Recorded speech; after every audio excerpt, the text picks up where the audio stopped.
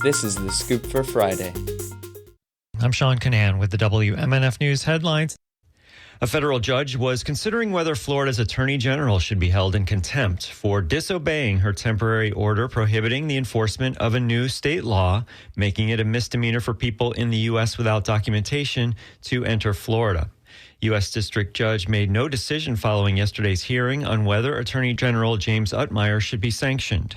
The judge specified in her ruling last month that her order applied to all of the state's law enforcement agencies. But Utmeyer sent out an April letter to law enforcement agencies saying he could not prevent law enforcement officers from enforcing the law. He says there's no basis for contempt or sanctions. A federal judge has rejected a request by Florida corrections officials to dismiss a potential class action lawsuit. The lawsuit alleges that the state has violated inmates' rights because of hot conditions at a prison in Miami-Dade County.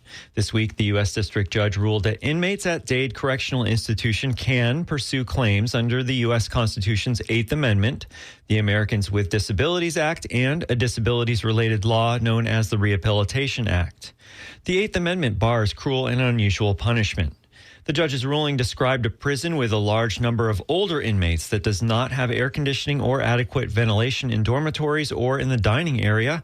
It also detailed heat indexes that often reach 100 degrees in South Florida and said inmates are regularly and consistently exposed to heat indexes within the National Weather Service danger zone during the summer months.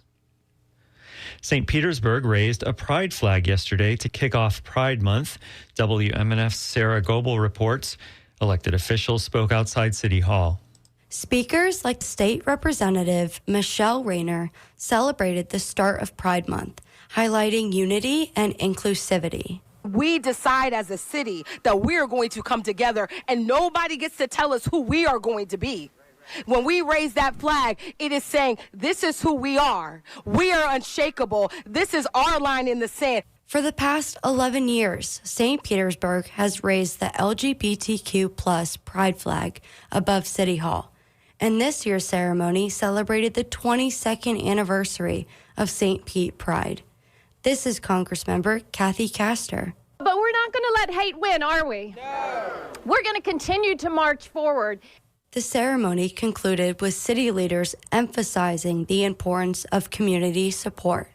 For WMNF News, I'm Sarah Goebel.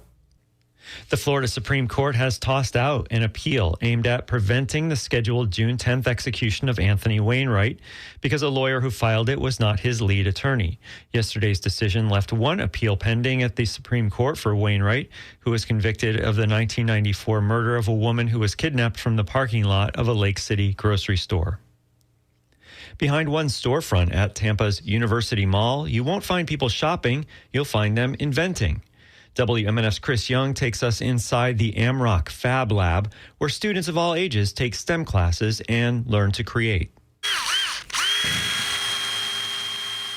17-year-old Jonathan Smith stands proudly in front of two small robots inside a busy workshop. Space Junk, the 1-pounder, is a vertical spinner combat robot, and my smaller one is called Lil Rocketeer. He's one of many inventors building and experimenting at the Advanced Manufacturing and Robotics Center, or AmRock, a space where students are surrounded by tech and tools to bring their ideas to life. His bots will be on display at this Saturday's Gulf Coast MakerCon. It's a convention where creators will be able to share resources, show off arts and crafts, and, of course, battle robots. I mean, combat robotics is always an exciting event and is always fun to watch and see because you get to see sparks fly. AmRock Program Director Vicky Gonzalez says combat robotics is just one part of the services the workshop offers. They have drone classes, 3D printing, and sewing, often for low or no cost. And although robotics may seem complex, the best advice Jonathan Smith says he's received is simple. There's no such thing as a stupid question. You could have a question that other builders might think, oh, this is the most obvious thing in the world. But you're new to this, you may not know. Chris Young, WMNF News, Tampa.